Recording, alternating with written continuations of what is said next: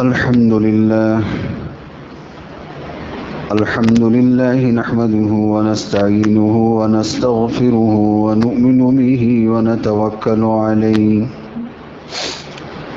ونعوذ بالله من شرور أنفسنا ومن سيئات أعمالنا ونعوذ بالله من شرور أنفسنا ومن سيئات أعمالنا ونعوذ بالله من شرور أنفسنا ومن سيئات أعمالنا من يهدي الله فلا مضل له ومن يضلله فلا هادي له ونشهد أن لا إله إلا الله وحده لا شريك له ونشهد أن سيدنا وسندنا ومولانا محمدا عبده ورسوله صلى الله تعالى عليه وعلى آله وبارك وسلم تسليما كثيرا أما بعد فقد قال الله تبارك وتعالى في القرآن المجيد أعوذ بالله من الشيطان الرجيم بسم الله الرحمن الرحيم قد أفلح من تزكى وذكر اسم ربه فصلى بل تؤثرون الحياة الدنيا والآخرة خير وأبقى صدق الله مولانا العظيم وصدق رسوله النبي الكريم ونحن على ذلك من الشاهدين والشاكرين والحمد لله رب العالمين.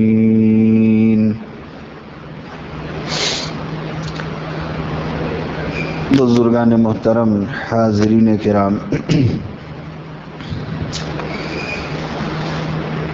رمضان المبارک میں یہ مخصوص عبادتیں ہیں جس کا تذکرہ پچھلے 2 جمعوں سے چل رہا ہے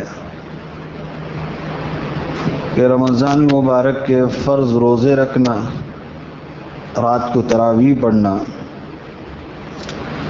اور زکوٰۃ، صدقات، فطرات ادا کرنا، چوتھی خاص اور مخصوص عبادت ہے سنت اعتکاف کرنا۔ رمضان مبارک کا جو آخری عشرہ ہے اس کے مکمل 10 دن کا اعتکاف کرنا یہ سنت علی الکفایہ ہے۔ تو یہ 4 بڑی عبادتیں ہیں جو رمضان میں انجام دی جاتی ہیں۔ تو اس میں سے جو تیسری عبادت ہے مالی عبادت، زکوٰۃ ادا کرنا، اس کے متعلق کچھ مسائل، کچھ باتیں پچھلی جمعہ عرض کی گئیں۔ پہلی بات تو یہ عرض کی گئی کہ زکوٰۃ رمضان کی خاص اور مخصوص عبادت نہیں ہے۔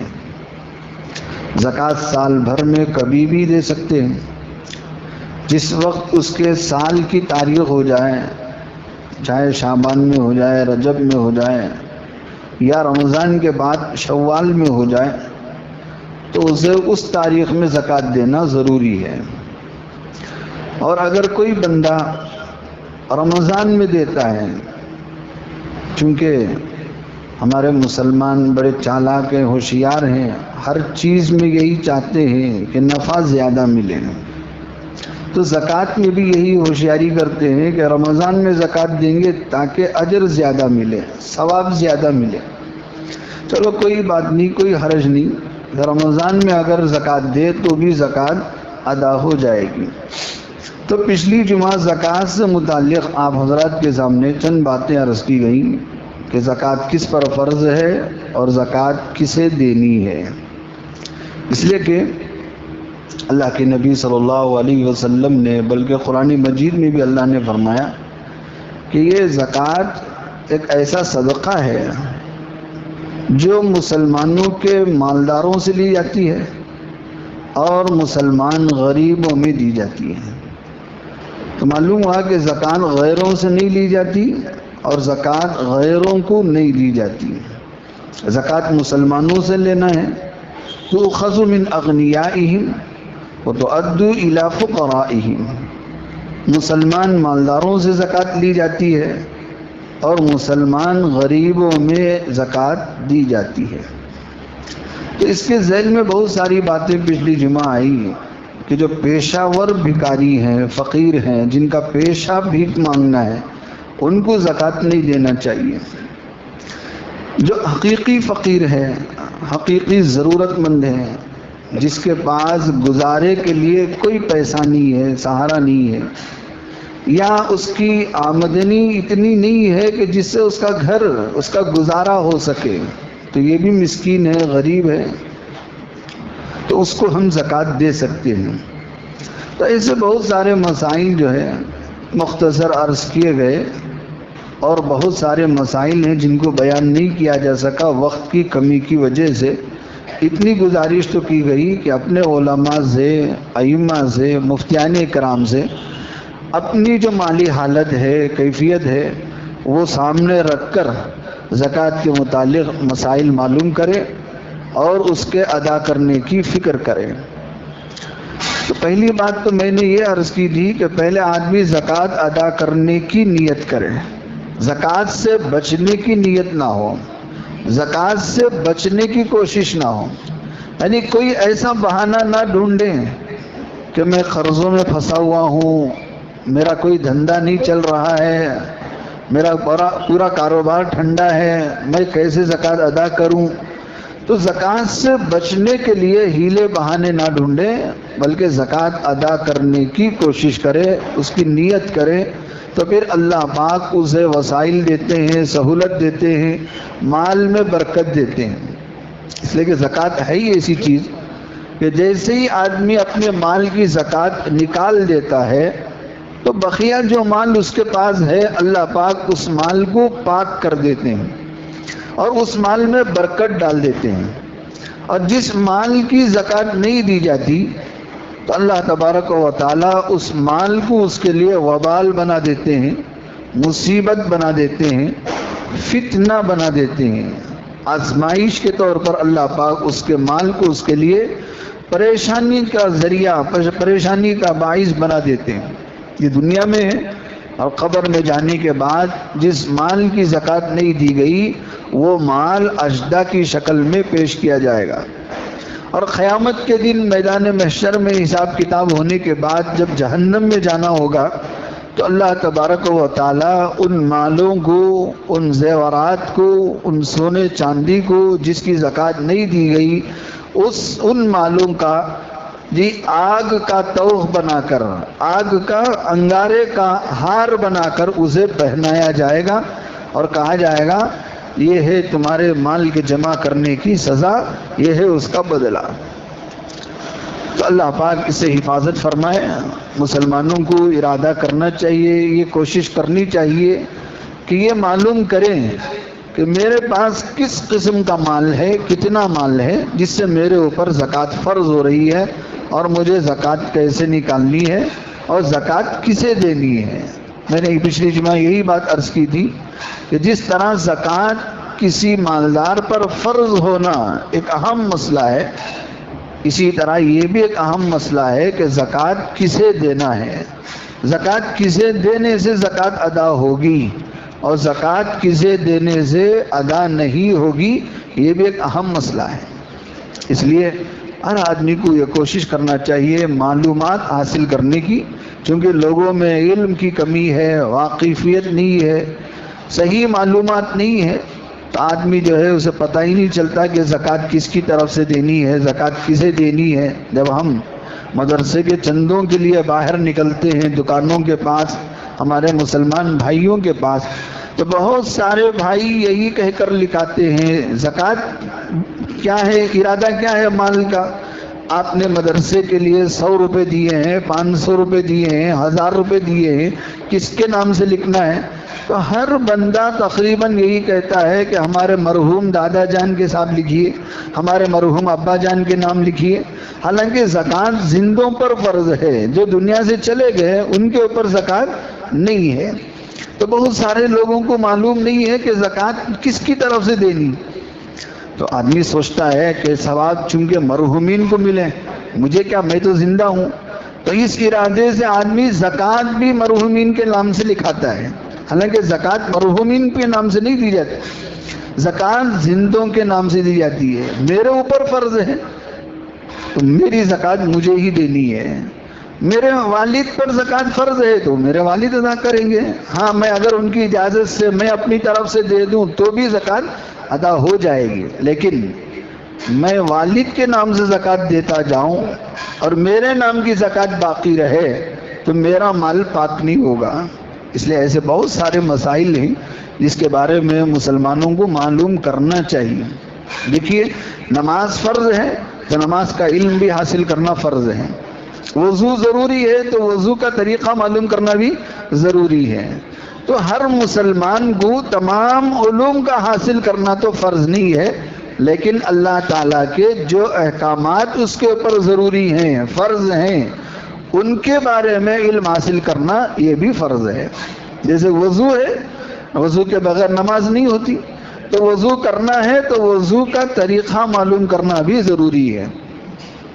آدمی پر روزانہ 5 وقت کی نماز فرض ہے، تو 5 وقت کی نماز کب کب پڑھنی ہے، کس طرح پڑھنی ہے، یہ معلوم کرنا بھی ضروری ہے. تو نماز فرض ہے تو نماز کا علم فرض ہے. وضو واجب ہے، ضروری ہے، تو وضو کا علم بھی ضروری ہے. اسی طرح کسی مسلمان پر زکوٰۃ فرض ہے تو زکوٰۃ کا علم حاصل کرنا بھی فرض ہے. زکوٰۃ کے بارے میں معلومات حاصل کرنا بھی ضروری ہے، ورنہ زکوٰۃ ادا نہیں ہوگی. جب زکوٰۃ صحیح ادا نہیں ہوگی تو وہ زکوٰۃ ہمارے لیے مصیبت بن جائے گی. جب تک مال کی زکوٰۃ نکلتی جائے گی تب تک وہ مال ہمارے لیے خیر ہے. اللہ نے قرآن مجید میں مال کو خیر کہا. خیر بھلی چیز ہے، خیر وجود میں آنے کا ذریعہ ہے. اب وہ مال خیر کب بنتا ہے؟ جب اس کی زکوٰۃ دے دی جاتی ہے. جب اس کی زکوٰۃ نہیں دی جاتی اب وہ مال خیر نہیں ہے. اسی مال کو اللہ نے قرآن میں فتنہ کہا. یہ مال اب فتنہ ہو جائے گا. مال کی زکوٰۃ دے دی جائے گی تو مال اب خیر ہے، مال کی زکوٰۃ نہیں دی جائے گی تو اب وہ زکوٰۃ فتنہ ہے. یہ مال فتنہ آزمائش کا ذریعہ ہے.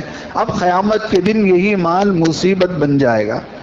اس لیے جس کو اللہ نے مال دیا ہے نصاب کے برابر، مالدار کے لیے کروڑ پتی ہونا، ارب پتی ہونا، لکھ پتی ہونا ضروری نہیں ہے. شریعت کے اندر جو نصاب بتایا گیا اس نصاب کے بقدر کسی کے پاس مال ہے. فرض کیجئے کسی کے پاس 87 گرام سونا ہے، 612 گرام چاندی ہے، تو وہ مالدار ہے شریعت کی نظر میں. یا اس کے برابر جو قیمت ہے، کیش ہے، جو ویلیو ہے اس کے پاس کیش ہے، تو وہ بھی شریعت کی نظر میں مالدار ہیں. تو مالدار ہونے کے لیے کروڑ پتی لکھ پتی ہی ہونا ضروری نہیں ہے، وہ بھی مالدار ہے. اور وہ آدمی بھی مالدار ہے جس کے پاس نصاب کے بقدر مال ہو، بھلے وہ دنیا میں کسی حالت میں بھی ہو. عام طور سے گھر کی جو خواتین ہوتی ہیں ان کی کوئی اپنی کمائی نہیں ہوتی، ان کا کوئی اپنا بزنس نہیں ہوتا. عام طور سے گھر کی عورتیں ہاؤس وائف ہوتی ہیں، ان کا کوئی اپنا دھندا نہیں ہوتا. ان کے شوہر کما کے لاتے ہیں، گھر کے مرد حضرات کما کے لاتے ہیں، ان سے گھر چلتا ہے. لیکن ان خواتین کے پاس ہزاروں کا، لاکھوں کا زیور ہوتا ہے جو اس کی مالک ہوتی. اب اس کی زکوٰۃ شوہر نے ادا کر دی تو ٹھیک ہے، اگر شوہر نے ادا نہیں کیا تو عورت پر فرض ہے کہ اس زیور کی زکوٰۃ ادا کرے. اگر اس کے پاس وہ زیور کے زکوٰۃ دینے کے لیے پیسہ نہیں ہے تو وہ زیور بیچ کے زکوٰۃ دے گی. زیور بیچے گی، جتنی زکوٰۃ کی مقدار رقم بنتی ہے وہ اس کی زکوٰۃ نکالے گی. اگر شوہر نے یا گھر کے کسی محرم مرد نے، باپ نے، بیٹے نے اس زیور کی زکوٰۃ نہیں دی تو عورت پر فرض ہے کہ وہ زیور بیچ کر زکوٰۃ ادا کرے. عام طور سے عورتیں یہی سوچتی ہیں زیور اگر بیچ کے زکوٰۃ دیتی رہوں گی تو میرا زیور ختم ہو جائے گا. حالانکہ زکوٰۃ کے لیے جو زیور بیچی جاتی ہے اس سے اس کا زیور ختم نہیں ہوگا، باقی رہے گا، کبھی بھی اس کا زیور ختم نہیں ہوگا۔ لیکن عام طور سے یہ ہوتا ہے کہ لوگ قرضوں میں زیور بیچ دیتے ہیں، گھر بار کی پریشانیوں میں زیور بیچ دیتے ہیں، لیکن زکوٰۃ کے لیے زیور بیچنا ان کے لیے گرا ہوتا ہے، مشکل ہوتا ہے۔ حالانکہ زکوٰۃ کے لیے زیور بیچنے سے زیور ختم نہیں ہوتا، اتنی مقدار تو باقی رہتی ہے جو نصاب کے بقدر ہے۔ تو بہرحال ایسے بہت سارے زکوٰۃ کے مسائل ہیں، پچھلی جمعہ بھی یہی گزارش کی گئی کہ آپ اپنے علماء سے معلوم کریں۔ تو زکوٰۃ کے علاوہ ایک اور نفلی چیز ہے جو صرف رمضان میں دی جاتی ہے۔ رمضان کے بعد جیسے ہی عید کا چاند نظر آتا ہے، عید کی نماز کو جانے سے پہلے ایک مخصوص اصطلاح ہے صدقہ دینے کی، جسے ہم صدقہ فطر کہتے ہیں۔ صدقہ فطر یہ ہر مسلمان پر واجب ہے، مرد پر، عورت پر، اسی طرح نابالغ بچوں پر۔ اگر ان کا اپنا مال ہے تو اس میں سے، نہیں تو والد گھر کے جو بڑے ہیں، ذمہ دار ہیں، سرپرست ہیں، وہ اپنی طرف سے نابالغ بچوں کا بھی صدقہ فطر ادا کرنا ضروری ہے۔ اگر کسی نے عید کی نماز کو جانے سے پہلے صدقہ فطر ادا نہیں کیا تو بعد میں ادا کرنا ہے۔ عید کی نماز سے پہلے ادا نہ کرنے کی وجہ سے وہ صدقہ فطر معاف نہیں ہوتا۔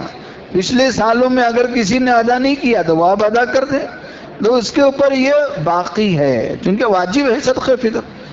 اللہ کے نبی صلی اللہ علیہ وسلم نے فرمایا صدقہ فطر اس لیے واجب کی گئی، اس میں دو حکمتیں اللہ کے نبی نے بیان فرمائی۔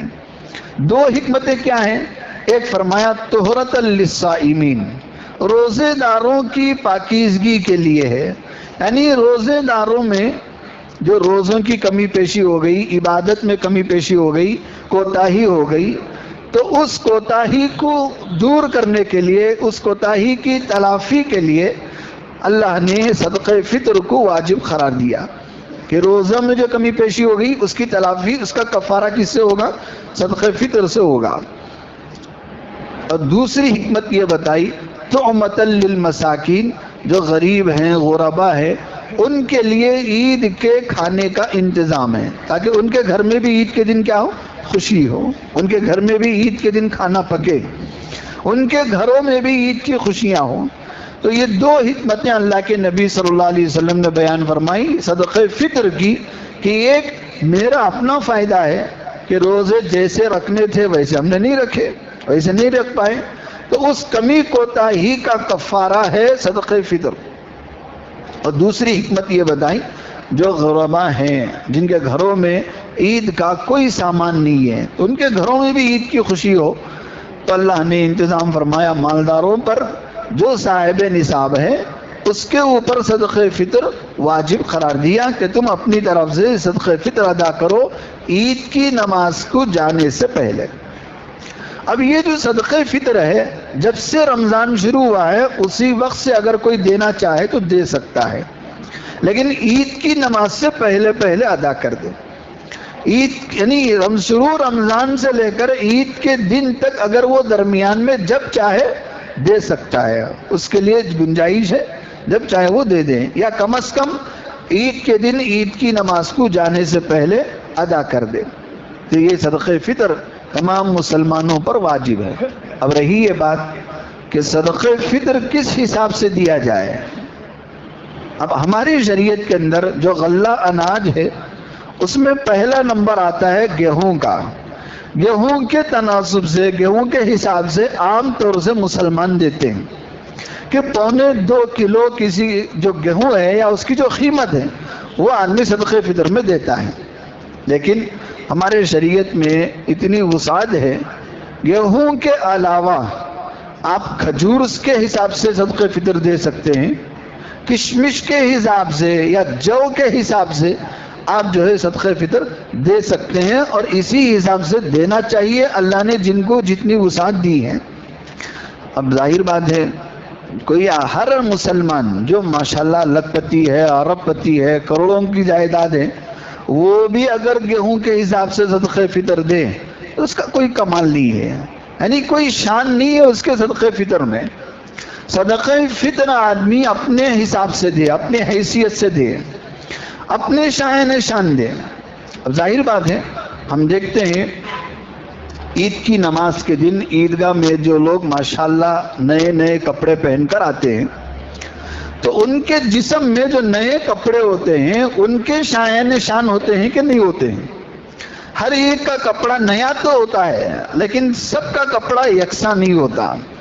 کسی کی قمیص 200 روپے کی ہوتی ہے، کسی کی قمیص 500 روپے کی ہوتی ہے، کسی کی قمیص 2000 کی ہوتی ہے، کسی کا جوڑا 1000 کا ہوتا ہے، کسی کا جوڑا 5000 کا ہوتا ہے۔ تو ایک مسلمان جو عید کی نماز کو نئے کپڑے پہن کر آیا ہے، وہ نئے کپڑے ہیں تو نئے سب کے، لیکن اس کی حیثیت کے حساب سے الگ الگ ہے۔ کسی کے 500 کا جوڑا ہے، کسی کا 1000 کا جوڑا ہے، کسی کا ماشاءاللہ 5000 کا جوڑا ہے، 10,000 کا جوڑا ہے۔ جوتے بھی نئے ہیں، گھڑی بھی نئی ہے، ہر چیز نئی ہے۔ ایک مصیبت تو یہ دیکھنے میں آئی کہ مسلمان عیدگاہ کو آتے ہیں، پتلون نہیں ہے، قمیص نہیں ہے، گھڑی نہیں ہے، جوتا نیا ہے، لیکن وہی پرانی پھٹی ٹوپی پہن کر آتے ہیں، پھٹی پرانی وہ کرچیف باندھ کر عیدگاہ کو آتے ہیں۔ یعنی ہمارا جو اسلام کا شعار ہے اس کی کوئی عظمت ہمارے مسلمانوں میں نہیں ہے۔ ایک 50 روپے کی ٹوپی خریدنے کے لیے ان کے لیے پیسے نہیں ہوتے، وہ ٹوپی نہیں خریدتے۔ تو بہرحال وہ الگ مسئلہ ہے۔ میں سمجھانا جو چاہ رہا ہوں وہ یہ ہے کہ آدمی عید کی نماز کو اپنی حیثیت کے مطابق، اپنے شان کے مطابق کپڑے پہنتا ہے، تو صدقہ فطر بھی اپنے شان کے مطابق دے۔ اب ظاہر بات ہے، ایک آدمی 2000 کا جوڑا پہنے اور صدقہ فطر گیہوں کے حساب سے دے تو کوئی شان کی بات نہیں ہے، کوئی فخر کی بات نہیں ہے۔ جب آپ نے جوڑا 2000 کا پہنا ہے تو صدقہ فطر آپ کشمش کے حساب سے دیجئے، کھجور کے حساب سے دیجئے، تاکہ غریبوں کا بھلا ہو۔ لیکن آپ صدقہ فطر میں انتہائی کنجوسی سے معاملہ کرتے ہیں، وہی گیہوں والا 70 5 روپے 80 روپے صدقہ فطر دیتے ہیں اور بڑے شان سے ڈھاٹ سے آ کے عید کی نماز میں بیٹھتے ہیں۔ یہ کوئی کمال نہیں ہے۔ صدقہ فطر کے اندر وسعت ہونی چاہیے آدمیوں میں۔ آدمی اپنے حیثیت کے حساب سے صدقہ فطر ادا کرے، اپنے شائن شان ادا کرے۔ لیکن ہمارے مسلمانوں کا ایک المیہ ہے، ایک رونا یہی ہے، جب مسجد کے لیے یا خدا کے گھر کے لیے اللہ کے راستے میں دینے کا نمبر آتا ہے تو کم سے کم کا خرچ اٹھاتے ہیں۔ کم سے کم کا خرچ کتنا ہے؟ تو دیکھا گیہوں کا ماشاءاللہ سستا سودا ہے، اسی میں جو ہے لوگ اسی میں صدقہ فطر ادا کرتے۔ حالانکہ مسلمان کی شان یہ ہے صدقہ فطر اپنے شائن شان ادا کریں، اپنے حیثیت کے مطابق، گیہوں کے حساب سے نہیں، کشمش کے حساب سے دے، کھجور کے حساب سے دے، تاکہ غریبوں کا بھلا ہو، غریبوں کا زیادہ فائدہ ہو۔ تو بہرحال آدمی صدقہ فطر ادا کرتے وقت اس بات کا خیال رکھنا چاہیے۔ اب یہ بات بھی سوچنے کی، غور کرنے کی ہے، سمجھنے کی ہے کہ آپ جو زکوٰۃ دے رہے ہیں یا صدقہ فطر دے رہے ہیں کس طرح دیں گے؟ عام طور سے ہم نے لوگوں کو دیکھا کہ زکوٰۃ کے نام پر کپڑے دیتے ہیں، صدقہ فطر کے نام پر کپڑے دیتے ہیں۔ زکوٰۃ تو ادا ہو جائے گی، لیکن ہر کوئی کپڑے ہی دیتا جائے گا تو وہ غریب کپڑے لے کے رکھے گا کہاں، کرے گا کیا؟ اس لیے اگر ہم کپڑے دینے کے بجائے نقد پیسہ دے دیں یا صدقہ فطر کے اندر جو ہے کوئی کپڑا یا کوئی چیز دینے کے بجائے غلہ دے دیں یا اسے پیسہ دے دیں جو اس کی ضرورت ہے، اس کے کسی ضرورت کے کام آ جائے، تو یہ زیادہ بہتر ہے۔ آدمی آج سب سے زیادہ پیسوں کا محتاج ہے، تو آدمی کو پیسہ ہی دے دے، کیش دے دے، تاکہ اس کی جو ضرورت ہے وہ پوری ہو جائے۔ جب زکوٰۃ اور صدقات پیسوں کی صورت میں دینے سے ادا ہو رہی ہے تو پیسے ہی دینا زیادہ بہتر ہے۔ ہاں اگر کوئی کپڑے دے رہا ہے تو زکوٰۃ تو ادا ہو جائے گی، لیکن منشا سمجھنا چاہیے کہ زکوٰۃ دینے کا منشا کیا ہے، صدقہ فطر دینے کا منشا کیا ہے؟ غریب کی ضرورت پوری کرنا۔ تو غریب کی جو ضرورت ہے وہ پوری کرو۔ اگر اس کے پاس پہلے سے کپڑے موجود ہیں تو آپ دوبارہ کپڑا دیں گے تو اس کی وہ ضرورت تو ہے نہیں۔ تو غریب کی جو ضرورت ہے وہ ضرورت پوری کرنا ہی یہ عقل مندی ہے، دانش مندی ہے۔ تو آپ پیسہ دے دیں، زیادہ بہتر رہے گا۔ اس لیے آپ زکوٰۃ کے نام پر، صدقہ فطر کے نام پر کوئی چیز دینے کے بجائے پیسہ دے دیں تو یہ زیادہ بہتر رہے گا۔ تو بہرحال ایسے بہت سارے الگ الگ مسائل ہیں جو میں متفرق انداز سے بے ترتیب سے آپ حضرات کے سامنے جیسے جیسے یاد آ رہا ہے بولتا جا رہا ہوں۔ تو بہرحال ایک عبادت تھی رمضان کی جو صدقہ فطر ہے، عید کی نماز کو جانے سے پہلے ادا کرنا۔ اسی طرح ایک اہم عبادت ہے جس کو میں نے شروع میں عرض کیا تھا، سنت اعتکاف کرنا۔ رمضان المبارک میں آخری عشرے کا پورے 10 دن کا اعتکاف کرنا یہ سنت علی الکفایہ ہے، یعنی امت میں سے 2-4 آدمی، ہمارے محلے سے علاقے سے اگر 2-4 آدمی اعتکاف میں بڑھ گئے تو پوری امت سے وہ ذمہ داری پوری ہو جائے گی۔ لیکن محلے سے علاقے سے کوئی ایک فرد بھی نہیں بیٹھا تو اس سنت کے چھوٹنے کی ذمہ داری محلے کے پورے مسلمانوں کے کندھے پر ہوگی۔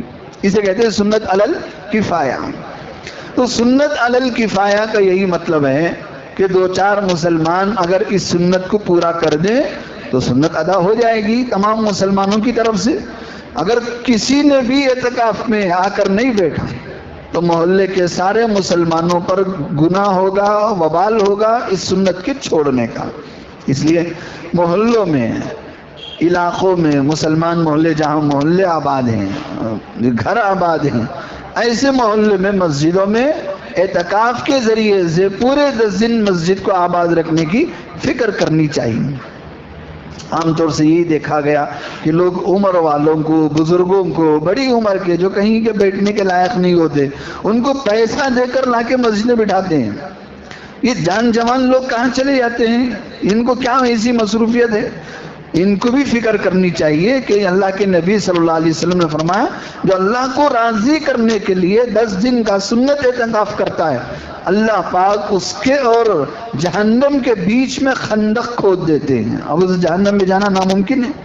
تو اس طرح سینکڑوں فضائل ہیں۔ اللہ کے نبی صلی اللہ علیہ وسلم، حضرت علی رضی اللہ تعالیٰ عنہ فرماتے ہیں، آپ صلی اللہ علیہ وآلہ وسلم اپنی زندگی میں جب سے آپ مدینہ تشریف لائے اس کے بعد برابر پورے آپ نے ہر سال رمضان میں پورے 10 دن کا اعتکاف فرمایا، پورے 10 دن۔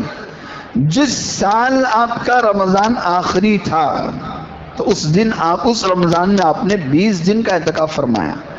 یا ایک روایت میں ہے کسی جنگ کی مصروفیت کی وجہ سے ایک رمضان میں آپ کا اعتکاف چھوٹ گیا تھا تو بعد والے رمضان میں آپ نے 20 دن کا اعتکاف فرمایا۔ تو یہ سنت اعتکاف ہے، اس کی اہمیت آپ اسی سے اندازہ لگا سکتے ہیں کہ رسول اللہ صلی اللہ علیہ وآلہ وسلم نے سنت اعتکاف کبھی بھی نہیں چھوڑا، ترک نہیں فرمایا، ناغہ نہیں فرمایا۔ کسی وجہ سے ناغہ ہوا تو دوسرے سال آپ نے 20 دن کا اعتکاف فرمایا۔ تو یہ ہر امت کو چاہیے کہ کوشش کرے پورے 10 دن کا سنت اعتکاف وہ ادا کرے۔ اس لیے 20واں جو روزہ ختم ہوتا ہے اس کی عصر کے بعد مغرب سے پہلے آدمی اعتکاف کی نیت سے مسجد میں آ کر بیٹھ جائے اور جب تک عید کا چاند نظر نہ آ جائے تب تک مسجد میں بیٹھا رہے اعتکاف کی نیت سے۔ تو یہ ہے سنت اعتکاف۔ اگر کوئی آدمی 9 دن کا اعتکاف کرتا ہے تو اسے سنت اعتکاف نہیں کہا جائے گا، نفل اعتکاف کہا جائے گا۔ سنت اعتکاف کے لیے ضروری ہے کہ آدمی پورے 10 دن کا اعتکاف کرے اور روزے کے ساتھ کرے۔ بغیر روزے کے یہ اعتکاف نہیں ہوگا، اور سنت اعتکاف 10 دن سے کم پر نہیں ہوگا۔ نفلی اعتکاف کے لیے کوئی وقت طے نہیں ہے، آپ 1 منٹ کے لیے بھی اعتکاف کر سکتے ہیں، 1 گھنٹے کے لیے بھی اعتکاف کر سکتے ہیں جو نفلی اعتکاف ہے۔ لیکن جو سنت اعتکاف ہے وہ سنت اعتکاف رمضان کے آخری عشرے کے پورے 10 دن کا اعتکاف ہے جو مسلمانوں کو کرنا ہے، جسے سنت علی الکفایہ کہتے ہیں۔ تو ایسے بہت سارے ہمارے دینی امور ہیں جو رمضان میں انجام دیے جاتے ہیں، تو کوشش کریں کہ ہم اعتکاف کریں اور صدقہ فطر ادا کریں، اور رمضان مبارک کی جو خاص عبادت ہے، جس کا خاص رشتہ ہے، نسبت ہے، جس کو میں نے رمضان کی پہلی جمعہ میں عرض کیا تھا، وہ ہے قرآن پاک کی تلاوت۔ ابھی بھی ہمارے ہاتھ میں موقع ہے، رمضان ہاتھ میں ہے ہمارے، ذرا جائزہ لو کہ میں نے ابھی قرآن کی تلاوت شروع کیا کہ نہیں کیا۔ نہیں کیا ہے تو بڑی بدبختی ہے، بڑی محرومی کی بات ہے، ارادے کریں، نیتیں کریں اور ابھی سے شروع کریں کہ میں انشاءاللہ آج سے تھوڑا تھوڑا انشاءاللہ قرآن پڑھوں گا۔ یہ قرآن کا تعلق ہے رمضان سے، تو یہ رمضان مبارک میں قرآن پاک کی تلاوت کرنے کا اہتمام کریں۔ اسی طریقے سے اب اس کے بعد کا جو عشرہ آنے والا ہے اس کی دو خصوصیتیں ہیں۔ ایک خصوصیت یہ ہے کہ اس عشرے میں اللہ پاک روزانہ لاکھوں کی تعداد میں بندوں کو جہنم سے آزاد کرتے ہیں۔ یہ عتق من النار کا عشرہ ہے، جہنم سے آزادی کا، جہنم سے خلاصی کا عشرہ ہے۔ ایک تو یہ خصوصیت ہے، اور دوسری خصوصیت آخری عشرے کی یہ ہے کہ اللہ کے نبی صلی اللہ علیہ وآلہ وسلم نے فرمایا رمضان مبارک میں ایک رات ہے جسے شب قدر کہا جاتا ہے، اور وہ شب قدر 1000 مہینوں سے بڑھ کر ہے، اور وہ شب قدر رمضان کے آخری عشرے کی تاخراتوں میں تلاش کرو۔ اللہ کے نبی صلی اللہ علیہ وآلہ وسلم نے یہ تعلیم دی کہ اللہ نے پہلے تو اس کا جو متعین تاریخ، متعین رات تھی وہ بتا دیا تھا، لیکن کسی وجہ سے اللہ نے اٹھا لیا۔ اب اس کی تعین کسی کو نہیں معلوم کہ کون سی رات شب قدر ہے۔ اتنا بتایا اللہ کے نبی صلی اللہ علیہ وآلہ وسلم نے کہ رمضان کے آخری عشرے کی تاخراتوں میں 21، 23، 25 اور 27 اور 29ویں تاخرات، یہ 5 تاخراتیں ہیں جن میں شب قدر ہو سکتی ہے۔ یہ الگ بات ہے کہ ہم نے اپنی طرف سے طے کر دیا ہے کہ 27ویں رات کو شب قدر ہوتی ہے، حالانکہ اس کا علم کسی کو نہیں ہے کہ کب شب قدر ہے۔ ایک طلب ہونی چاہیے، ایک تڑپ ہونی چاہیے، آدمی جد و جہد کرنا چاہیے اس رات کی تلاش میں، تب جا کر اللہ پاک اسے وہ رات دیتے ہیں۔ یہ نہیں کہ ہم اپنی طرف سے طے کر دیں کہ فلاں رات شب قدر ہے اور وہ رات جاگ کر عبادت کرنے کے بجائے گھومتے رہے، پھرتے رہے، بدمعاشی کرتے رہے، شرارتیں کرتے رہے، کھیل تماشا کرتے رہے، اس کے لیے وہ رات نہیں ہے۔ شب قدر کی اتنی بڑی فضیلت اس لیے ہے کہ جس نے اس رات میں تھوڑی دیر کے لیے بھی عبادت کر لی اللہ پاک اسے 84 سال عبادت کرنے کا ثواب دیتے ہیں۔ جی 1000 مہینوں سے بڑھ کر ہے، 1000 مہینوں سے بڑھ کر کتنی ہے وہ کسی کو نہیں معلوم، 1000 مہینوں سے افضل ہے۔ یہ عربی کا ایک لفظ ہے، ہمارے بڑوں نے ایک نکتہ بتایا کہ عربی کے اندر 1000 کی گنتی آخری گنتی ہے، 1000 کے بعد عربی میں کوئی گنتی نہیں ہے۔ اب عربی میں 1000 کے بعد جو گنتی بولی جاتی ہے وہ 1000 کو جوڑ کر بولی جاتی ہے، یعنی عربی کے اندر کروڑ کے لیے، لاکھ کے لیے کوئی عربی نہیں ہے۔ عربی میں 1000 ہی کو جوڑ لیتے ہیں، اس سے لاکھ بناتے ہیں، کروڑ بناتے ہیں۔ ہماری اردو میں اردو کی کوئی انتہا نہیں ہے۔ آپ عرب کے بعد جی خرب ہے، خرب کے بعد پدمن ہے اور آگے بہت ہے، کسی کو نہیں معلوم، لیکن عام طور سے ہم لوگ ہماری زبان میں جو بازار میں ہم استعمال کرتے ہیں کروڑ سے آگے تو ہمارا کاٹا نہیں جاتا، کروڑ ہے بس۔ تو اگر بڑوں نے ہمارا نکتہ یہ بتایا عربی میں قرآن پاک کا ترجمہ اگر کریں کہ لیلۃ القدر خیر من الف شہر، 1000 مہینوں سے افضل، جو عربی میں لفظ آیا آخری لفظ ہے، آخری گنتی ہے 1000 عربی کی، تو اردو کی آخری گنتی سے ترجمہ کریں گے کہ لیلۃ القدر کروڑ مہینوں سے بڑھ کر ہے، کروڑ مہینوں سے۔ تو یہ ہے بات، اس سے بڑھ کر کتنی ہے وہ اللہ ہی کو معلوم ہے۔ تو اتنی بڑی فضیلت والی رات اللہ نے آخری عشرے میں دیا ہے، تو ہمیں اس کی تلاش کرنا چاہیے، راتوں میں جاگ کر عبادت کرنا چاہیے۔ عام طور سے ہم یہی دیکھتے ہیں بہت سارے لوگ تاخراتوں میں جاگنے کا اہتمام نہیں کرتے، اگر کہیں اہتمام ہوتا ہے تو زیادہ سے زیادہ یہ ہوتا ہے کہ ایک آدھ پون گھنٹہ، 1 گھنٹہ بیان ہوتا ہے، پھر 10-15 منٹ دعا ہوتی ہے، پھر سبحان اللہ بحمدہ پڑھ کے سب لوگ گھروں کو چلے جاتے ہیں، سمجھتے ہیں کہ ہم نے تاخرات جاگ لیے، بہت بڑا پہاڑ اٹھا لیا۔ ایسی بات نہیں ہے، تاخرات میں گھروں میں، مسجد میں جاگ کر عبادت کرو، تلاوت کرو، استغفار کرو، اللہ سے معافی مانگو، جہنم سے پناہ مانگو، یہ کام ہے کرنے کے۔ اتنا نہیں کہ آپ جاگ رہے طوفان اٹھا لیا، مسجدوں کو سوار دیا اور آپ نے مسجدوں کو چمکا دیا اور 1.5 گھنٹے کا بیان کرا دیا اور واہ واہ کر کے گھر چلتے رہے، اس کا نام جاگنا نہیں ہے۔ جاگنا عبادت کرنا حقیقی معنی میں تب ہوگا جب ہم اکیلے میں انفرادی طور پر تنہائی میں میں اور میرا خدا، کوئی تیسرا دیکھنے والا پوچھنے والا نہیں ہے، میں اللہ سے لو لگاؤں، اللہ سے معافی مانگوں، اللہ سے مغفرت مانگوں، اللہ سے جہنم کی پناہ مانگوں، یہ ہے رات جاگنا عبادت کرنا۔ تو دیکھو اللہ کے وعدے سچے ہیں، اللہ ہمیں جہنم سے بچاتے ہیں اور اللہ پاک ہم سب کو جہنم سے حفاظت فرمائے۔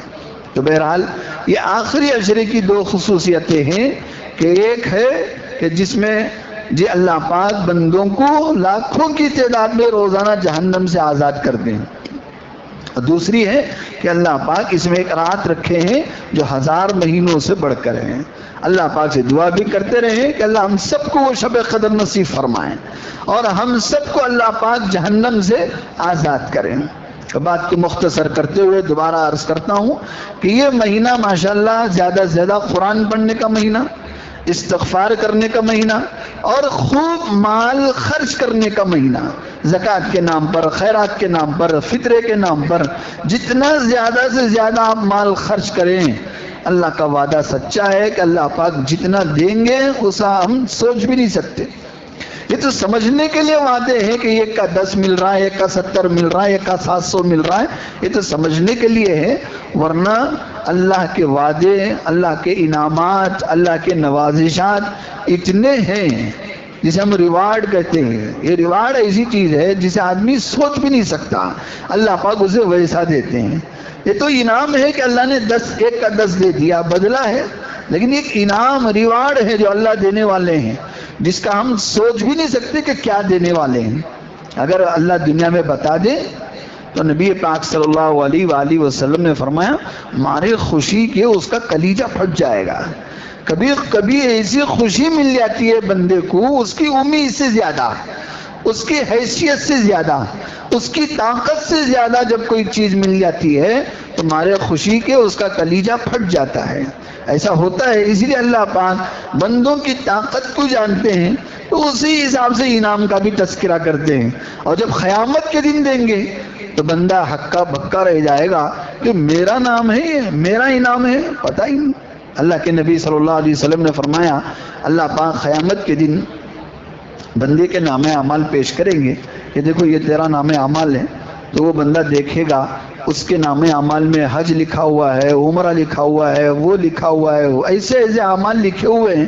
وہ بندہ حیران ہو کر اللہ سے پوچھے گا یا اللہ شاید نام بدل کے میرے پاس آ گیا ہے، یہ کسی اور کا ہے، یہ میرا نہیں، کیوں تیرا نہیں ہے؟ وہ بندہ کہے گا یا اللہ میں دنیا میں غریب آدمی تھا، 150 کی مزدوری کر کے زندگی گزارتا تھا، یہ کہاں ہے میرے نام کے حج، یہ کہاں ہے میرے نام کے عمرے، یہ کہاں ہے میرے نام کے اتنے ثواب؟ یہ تو میں نے نہیں کیا، یہ دوسرے کا آئی ڈی ہے جو میرے پاس آ گیا ہے، یہ میرا نہیں ہے۔ تو اللہ پاک اس بندے کو یاد دلائیں گے میرے بندے یاد کر فلاں فلاں وقت میں تو نے مجھ سے دعا کی تھی، یا اللہ تو مجھے عمرے کی توفیق دے، حج کی توفیق دے، فلاں مال کی توفیق دے، زکوٰۃ دینے کی توفیق دے، فلاں عمل کی توفیق دے، کسی وجہ سے تجھے اس کی توفیق دنیا میں نہیں ملی تو کیا ہوا؟ ثواب دینے والا تو میں ہوں، اجر دینے والا تو میں ہوں۔ اگر میں چاہوں تو کسی بندے کو صرف مانگنے پر دے دوں، تو نے مانگا لے میں نے دے دیا، حج مانگا تو نے حج تو نہیں کیا لیکن میں نے حج کا ثواب دے دیا، تو نے عمرہ مانگا عمرہ تو نہیں کیا لیکن میں نے عمرے کا ثواب دے دیا، تو نے فلاں چیز مانگی وہ طاقت نہ ہونے کی وجہ سے کیا تو نہیں، لیکن ثواب تو میرے پاس ہے، میرے خزانے میں کیا کمی ہے، تو میں نے تجھے ثواب دے دیا۔ ایسے ایسے انعامات اللہ پاک اس دن بتائیں گے، بندہ شزدر رہ جائے گا، بندہ ہکا بکا رہ جائے گا، حیران رہ جائے گا کہ یہ میرا نام اعمال کیسے ہوگا۔ تو میرے بھائیوں 2 نام اعمال قیامت کے دن پیش ہوں گے، ایک نیک بندوں کے، دوسرے بدبخت کافر مشرک نافرمان بندوں کے۔ نافرمان بندوں کے نام اعمال پیش ہوں گے تو وہ ڈر جائیں گے، پریشان ہو جائیں گے، زمین کھسکنے لگے گی، وہ سمجھیں گے کہ اب میرا تو جہنم میں جانا پکا ہے۔ اور جو ایمان والا ہے، اللہ سے مانگنے والا ہے، اللہ کے سامنے رونے دھونے والا ہے، اب وہ دیکھے گا کہ ہم نے یہ کہ بندہ، اللہ کے نبی صلی اللہ علیہ وسلم نے فرمایا جب وہ بندہ دیکھے گا کہ میرے نام عمل میں حج لکھا ہوا ہے، عمرہ لکھا ہوا ہے، جو جو اس نے دعائیں کی تھی وہ ساری اس میں لکھی ہوئی ہیں، تو بندہ تمنا کرے گا کہ کاش دنیا میں میری کوئی دعا قبول ہی نہ ہوتی تو اچھا تھا، کہ اللہ یہاں بغیر مانگے دے رہا ہے، یعنی مانگنے پر اس کا ثواب اللہ یہاں دے رہا ہے، دعا ہی قبول نہ ہوتی تو کتنا اچھا تھا، وہ تمنا کرے گا۔ تو بہرحال دعا فرمائے اللہ پاک ہم سب کو رمضان مبارک کی زیادہ سے زیادہ قدر کرنے کی توفیق عطا فرمائے۔ آدھا رمضان چلا گیا، ابھی آدھا رمضان ہمارے ہاتھوں میں ہے، اس کی قدر کریں، زیادہ سے زیادہ وصول کریں، اس پر یہ نیکیاں کمائیں، یعنی آخرت بنائیں۔ یہی ہے اللہ نے قرآن مجید میں فرمایا قد افلح من تزکا وذکر اسم ربہ فصلی، اب کامیاب ہو گیا وہ شخص جس نے خود کو پاک کر لیا اور اللہ کی یاد میں گزارتا رہا، اللہ کے لیے نمازیں تراویح پڑھی اور خوب مال خرچ کرتا رہا اور دنیا کی زندگی پر آخرت کو ترجیح دیتا رہا، تو اللہ نے فرمایا والآخرۃ خیر وابقیٰ، اس کے لیے سب سے بہتر جگہ ہی آخرت ہے اور ہمیشہ باقی رہنے والی ہے۔ تو دعا فرمائے اللہ تعالی ہم سب کو اس پر عمل کرنے کی توفیق عطا فرمائے۔ نمازوں کے بعد آپ حضرات سے جاتے ہوئے گزارش ہے کہ ہماری مسجد کے لیے جھولی میں زیادہ سے زیادہ ڈالتے ہوئے دیتے ہوئے جائیں۔ ماشاءاللہ آپ حضرات ایک ایک اعلان پر دل کھول کر چندہ دے رہے ہیں، اللہ تعالیٰ آپ کے دینے کو قبول فرمائے، کمائیوں میں خوب برکت عطا فرمائے، جس کی جو بھی پریشانی ہے اللہ پاک اس پریشانی کو دور فرمائے۔ اللہ کی ذات سے پورا یقین کرتے ہوئے کوئی بھائی خالی ہاتھ نہ جائے، رمضان کا مہینہ یہ دینے کا مہینہ ہے، یہاں دیتے جاؤ وہاں اللہ سے لیتے جاؤ، یہ مہینہ ہے، جاتے ہوئے کوئی بھائی خالی ہاتھ نہ جائیں، جھولی میں زیادہ سے زیادہ ڈالتے ہوئے جائیں۔ اللہ پاک ہم سب کے دینے کو قبول فرمائے۔ وآخر دعوانا ان الحمدللہ رب العالمین۔